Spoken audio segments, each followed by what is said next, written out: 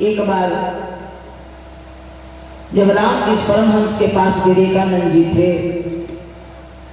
और विवेकानंद जी बार बार कहते थे कोई ऐसा मुझे संत मिले जो परमात्मा का दर्शन करा दे, परमात्मा का दर्शन करा दे।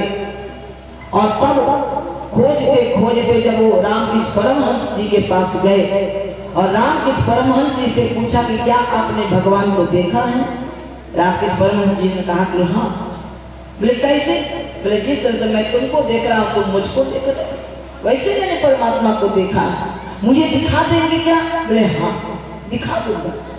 अच्छा तो मुझे साधना की तरीका बताइए।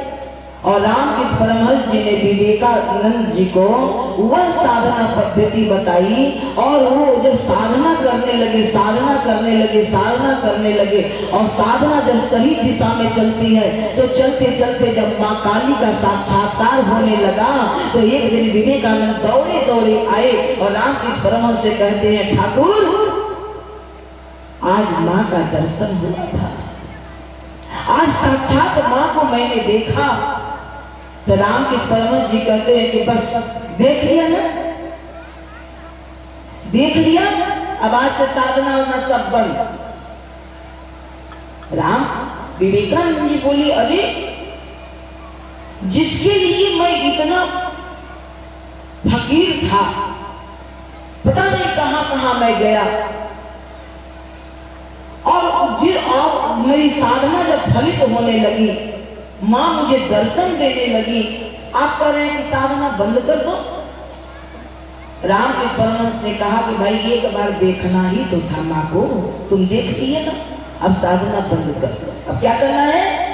अब तुमको मैंने जो तप किया है, मैंने जो ज्ञान अर्जन किया है, उस ज्ञान को, उस तप को अब तुमको पूरी दुनिया में फैलाना है, पूरी दुनिया में फैलाना है।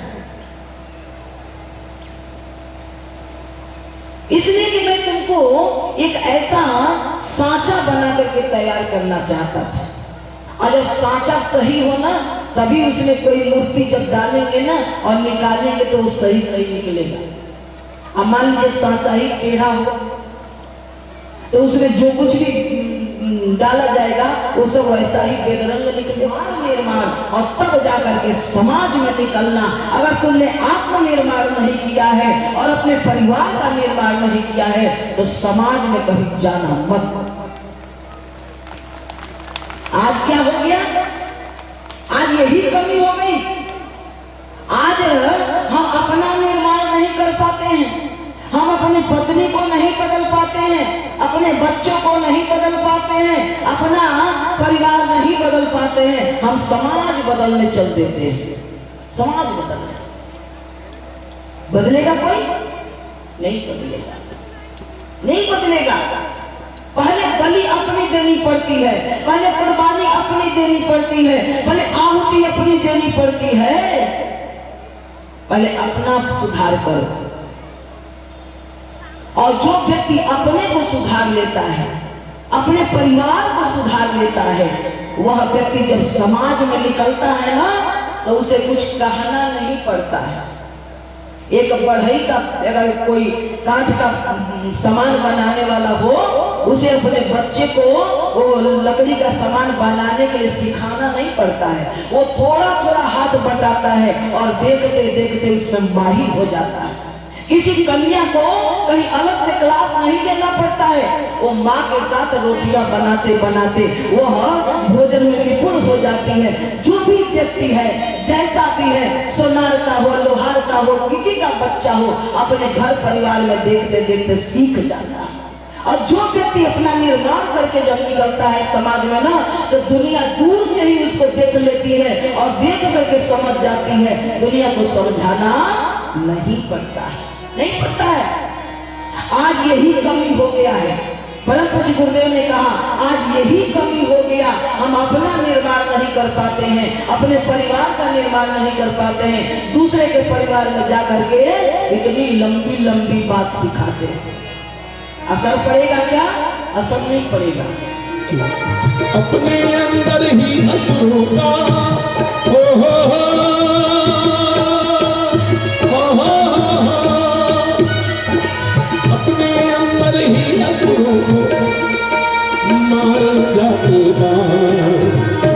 स्वयं से लड़ते रहना काम नहीं आसान, किंतु स्वयं से लड़ते रहना काम नहीं आसान।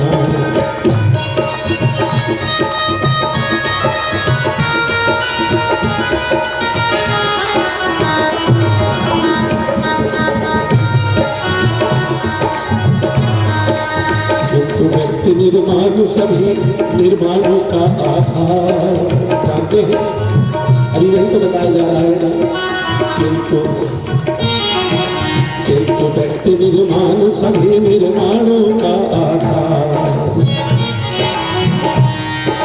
क्योंकि व्यक्तियों से बनता है, क्योंकि व्यक्तियों से ही बनता समाज परिवार। व्यक्ति की उन्नति से होता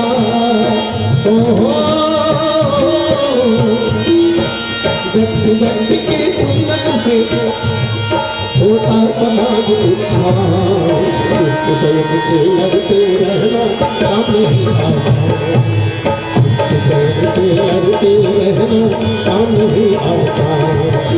सबसे पहले स्वयं बदलने पर अपना ध्यान, स्वयं से लड़ते रहना काम नहीं आसान, स्वयं से लड़ते रहना काम नहीं आसान। आत्मनिर्माण, अपना निर्माण। गुरुदेव ने क्या कहा? अपना अपना करो निर्माण, तभी मिटेगा भ्रष्टाचार। हम बदलेंगे युग बदलेगा, हम सुधरेंगे युग सुधरेगा। एक बार भी नहीं कहा पड़ोसी बदलेगा तो हम बदलेंगे, नहीं, हम बदलेंगे युग बदलेगा। जितने भी गायत्री परिवार के परिजन हैं, सबसे पहले आप पति पत्नी बदलिए, अपने बच्चों को बदलिए, अपने घर में नित्य यज्ञ कीजिए, अपने खान पान पर ध्यान दीजिए, अपने वाणी पर ध्यान दीजिए, अपने पहनावे पर ध्यान दीजिए, अपने चाल चलन पर ध्यान दीजिए। क्यों? आज पूरा विश्व आपको निहार रहा है, आपको निहार रहा है। आने वाले समय में आपको अग्रदूत बनना है। सेना लड़ रही है बॉर्डर पर, लेकिन आपको गांव-गांव जाकर के इस कुरीतियों से लड़ना पड़ेगा। और लड़ने वाला जब ईमानदार होता है, चरित्रवान होता है, वही व्यक्ति बलवान भी होता है। चरित्रवान होना पड़ेगा, आपके अंदर कोई त्रुटि न हो। आज वही बात, इस ब्रह्म ज्ञान की बात स्वयं नारद जी किससे पूछ रहे हैं? आज भगवान श्री कृष्ण से पूछ रहे हैं। हे केशव, ये ब्रह्म ज्ञान क्या होता है? भगवान श्री कृष्ण कहते हैं कि नारद, आज क्या हो गया कि तुम्हें ब्रह्म ज्ञान की बात सूझ गई? बोले कि नहीं, ब्रह्म ज्ञान मैं सुनते रहता हूं, आखिर ये ब्रह्म ज्ञान है क्या? चलो कहीं घूमने चलते हैं, और घूमते उसी चलते चलते में टहलते टहलते तुमको मैं बताऊंगा कि ब्रह्म ज्ञान क्या होता है। अब भगवान श्री कृष्ण और नारद जी जा रहे हैं, और चलते चलते दुनिया भर की बातें भगवान श्री कृष्ण बता रहे हैं। देवर्षि ऐसे हुआ, देवर्षि वैसे हुआ, देवर्षि वहां मैं गया, वहां गया। अब नारद जी सोच रहे हैं कि मैंने तो ब्रह्म ज्ञान की बात पूछी, और ये पता नहीं कौन कौन सी बात बता रहे हैं, लेकिन जो मैंने पूछा उसको तो बता ही नहीं रहे। अब नारद जी तो अंदर अंदर में खौल रहे हैं। इसको इसीलिए लोग छलिया कहते हैं। ये जो बात पूछो वो तो बताता नहीं है सीधे सीधे। अब नारद जी चले जा रहे हैं। भगवान श्री कृष्ण ने कहा कि ऐसा करो नारद, बड़ा दूर हम लोग निकल रहे हैं, प्यास लगी है। अरे प्रभु पहले बताइए तो ब्रह्म ज्ञान क्या होता है? अरे भाई साथ ही तो हैं, बता देंगे। अभी प्यास लगाएगा तो पानी लेके आओ। मैं इसी वृक्ष के नीचे बैठ रहा हूं और तुम मेरे लिए पानी लेकर के आओ। अब नारद जी बेचारे रास्ते में गरियाते जा रहे हैं, खूब गाली दे रहे हैं। अब साथ में तो कृष्ण जी है नहीं, खूब गाली देते देते गए। अब इसको प्यास भी लग गया, हो सकता है पानी लेके जाए तो इसको भूख भी लग जाए। इस अब बड़ा ही छलिया है। और गए, और नारद जी जो ही गए पानी भरने के लिए तो देखे, अरे बाप रे बाप, इतनी सुंदर एक कन्या मटका लिए उसी सरोवर में पानी भरने के लिए आई है। इतनी अद्भुत सुंदर थी, इतनी अद्भुत सुंदर मोहिनी। अब जब नारद जी देखे तो बोले कि हे प्रभु, ये कितनी सुंदर है, अगर इससे मेरा विवाह हो जाता तो। हरि कृष्ण का तो विवाह इतने रानियों से, और ये इतनी अद्भुत सुंदर है, इससे मेरा हो जाता, मेरा भी घर द्वार बस जाता, मेरे भी बच्चे हो जाते। अब नारद जी सोच रहे हैं, उसी कन्या को देख रहे हैं। वो कन्या जो ही जल भरी और जल भर करके जब सर पे उठाने लगी तो परमात्मा ने अपना लीला रच दिया। उस कन्या का पांव फिसल गया और वो गिरने ही वाली थी कि नारद जी कमंडल फेंके और दौड़ के जाके उस कन्या को बाहों में भर लिए, उठा लिए। अरे देवी, आप तो गिर जाती, संभालिए अपने आप को। अच्छा, आप अपना घर बताइए, आपका घर कहाँ है? इतना सुकोमल आपका बदन और इतना घड़ा का पानी लेके चलेंगे। चलिए आप बताइए, आपके घर में घड़ा का पानी पहुंचा दो। कमंडल फेंक दिए।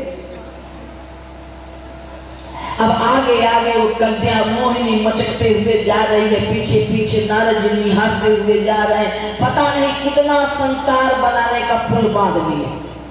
अब गए, उसके घर जाकर के घड़े का पानी रखे। उस कन्या के पिता ने पूछा, अरे सरोवर से जल लेने गई थी, ये कौन है? ये युवा तुम्हारे साथ क्यों आया है? बोली, पता नहीं पिताजी, मैं गिरने वाली थी, इन्होंने संभाल लिया और बोले कि चलो अपना घर बताओ, मैं जल पहुंचा दूं। अब पिता ने देखा इसके कांधे को तो जनेऊ है, इसका मतलब ये लड़का ब्राह्मण है। अब इससे सुंदर कहाँ मिलेगा? उसने कहा, अच्छा बताओ क्या करते हो? बोले, बस वही कथा पोथी पुरोहिती का काम करते हैं। अच्छा, विवाह हुआ है? कहाँ विवाह, कहाँ विवाह करोगी? बोला, हो जाता तो अच्छा। अब बेचारा नारद जी गए पानी पहुंचाने, अब उनका बढ़िया विवाह हो गया। विवाह हो गया, 1 साल के बाद एक बेटा हो गया। अब बेचारे वहां बैठ करके पेड़ के नीचे पानी खोज रहे हैं। कृष्ण जी खोज रहे हैं, अब पानी लेके नारद जी आएंगे। उधर नारद जी का बढ़िया विवाह हो गया, बेटा हो गया। अब नारद जी घर घर जाकर के कथा पोथी कर रहे हैं, ला रहे हैं जजमानिका से, और खूब बढ़िया गृहस्थी चल रही है, आनंद में। बरसात का समय आया, नदी में बाढ़ आया, और जब नदी में बाढ़ आया तो उसमें बच्चा खेलने गया, बच्चा बहने लगा, पत्नी गई पकड़ने, पत्नी बहने लगी। नारद जी दौड़ करके गए और पत्नी का बाह पकड़े, और जो ही पत्नी का बाह पकड़े और खुद भी बह रहे थे, लगे चिल्लाने, नारायण नारायण नारायण, हे प्रभु बचाइए बचाइए बचाइए। तुरंत हाथ भगवान श्री कृष्ण पकड़ लिए और मुस्कुरा रहे थे। भगवान हाथ पकड़ लिए और मुस्कुरा रहे थे। नारद जी देखे तो कहीं कुछ नहीं, बस भगवान और नारद जी। भगवान नारद जी कहते कि प्रभु ये कैसी लीला थी? अरे मेरी तो घरवाली बह रही थी, मेरा बेटा बह रहा था, इतना बढ़िया मेरा संसार था, अरे सब तोड़ दिए आप। ये सपना था क्या? बोले कि नहीं, यही ब्रह्म था। ये जगत मिथ्या और ब्रह्म सत्य है। अभी जो मैंने तुम्हारा हाथ पकड़ा, जब इंसान डूबने लगता है, जब तक सामर्थ्य रहता है, तब तक तो वो सोचता है कि भैया ये जितना कुछ है ना, ये सब मेरे कमाई से है, ये मेरे धन पर है, मेरे बल पर है। द्रौपदी को भी हो गया था ना, अरे 5 पतियों वाली मैं हूं। जब तक इंसान को अपने बल का, अपने धन का, अपने सौंदर्य का, अपने शक्ति का जब तक घमंड रहेगा, परमात्मा दूर खड़ा होकर के मुस्कुराता रहता है। लेकिन जब मनुष्य सब कुछ से थक जाता है और जब उसको परमात्मा को जब पुकारता है और तब जाकर के जब परमात्मा हाथ पकड़ता है, जब नारद जी का हाथ भगवान श्री कृष्ण पकड़े तो उन्होंने कहा कि ऐ नारद, तू ब्रह्म की बात पूछ रहा था ना, यही ब्रह्म है।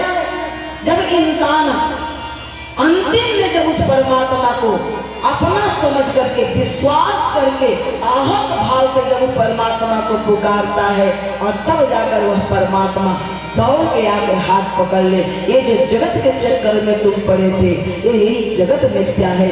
दुनिया का रस लुभाता, दुनिया का रस लुभाता, मझधार में डुबाता, तेरा रस पुनीत पावन है, इष्ट से मिलाता है, इष्ट से मिलाता।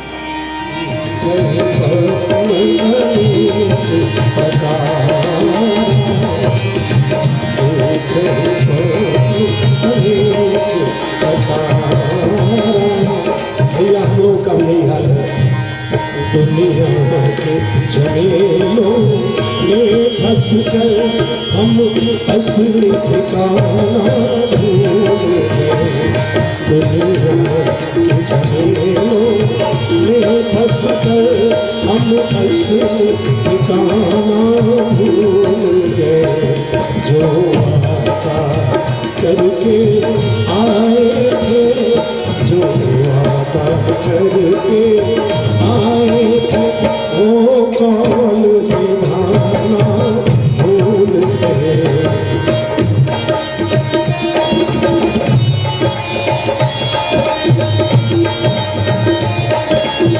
दुनिया में हमने जन्म लिया, भगवान के दर्शन करने को, लेकिन दुनिया के तमाशे क्या देखे, दुनिया के तमाशे क्या देखे, घर लौट के आना भूल गए। दुनिया के तमाशे क्या देखे, बोली दुनिया की ताली बजाइए ना मिलेंगे।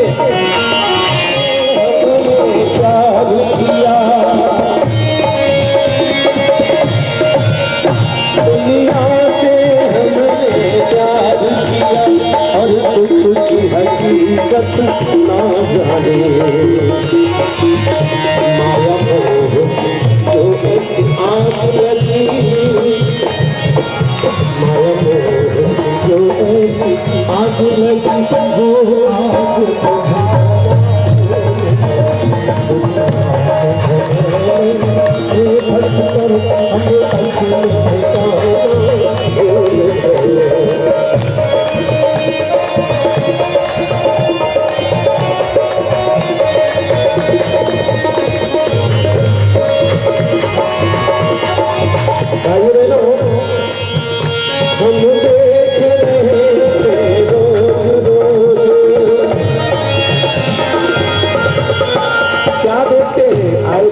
देखते रहते हैं।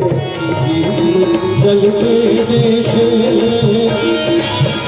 दुनिया के देश जलते देखे, पर खुद को जलाना भूल गए। दुनिया के झमेलों में फंस कर हम असली ठिकाना भूल गए। घर लौट के आना भूल गए, हम असली ठिकाना